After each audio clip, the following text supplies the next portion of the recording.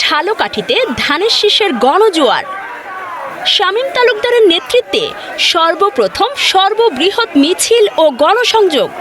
আসন্ন জাতীয় সংসদ নির্বাচনকে ঘিরে 12 তারিখে ধানের শীষ প্রতীকে ভোট প্রদানের আহ্বান জানিয়ে ঝালকাঠি জেলা যুবদলের সংগ্রামী আহ্বায়ক শামীম তালুকদারের নেতৃত্বে বিএনপি মনোনীত প্রার্থী ইশরাত সুলতানা ইলেন ভুট্টোর পক্ষে ঝালকাঠি শহরে ব্যাপক গণসংযোগ, মতবিনিময়, ধানের শীষের লিফলেট বিতরণ ও বিশাল মিছিল অনুষ্ঠিত হয়েছে।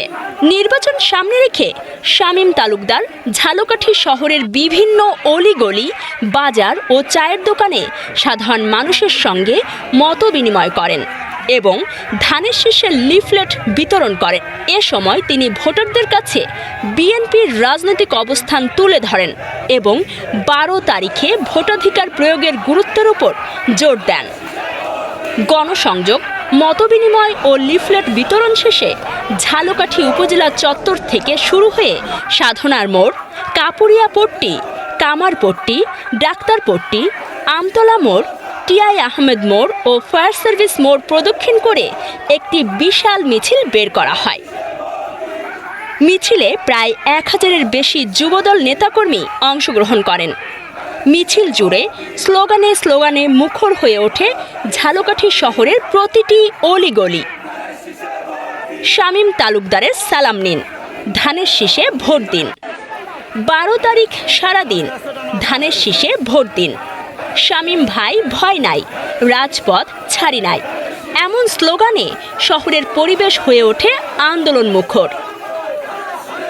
মিছিল শেষে সংক্ষিপ্ত সমাবেশে শামীম তালুকদার বলেন, ধানের শীষ শুধু একটি প্রতীক নয়, এটি মানুষের অধিকার, ন্যায় বিচার ও গণতন্ত্র পুনরুদ্ধারের প্রতীক।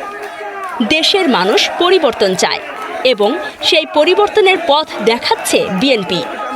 তিনি বলেন, যুবদল সব সময় রাজপথে ছিল, আছে এবং ভবিষ্যতেও থাকবে। কোনো ভয়, কোনো বাধা কিংবা দমন পীড়ন আন্দোলনের অগ্রযাত্রা থামাতে পারেনি। ঐক্যবদ্ধ থাকলেই বিজয় নিশ্চিত। শামীম তালুকদার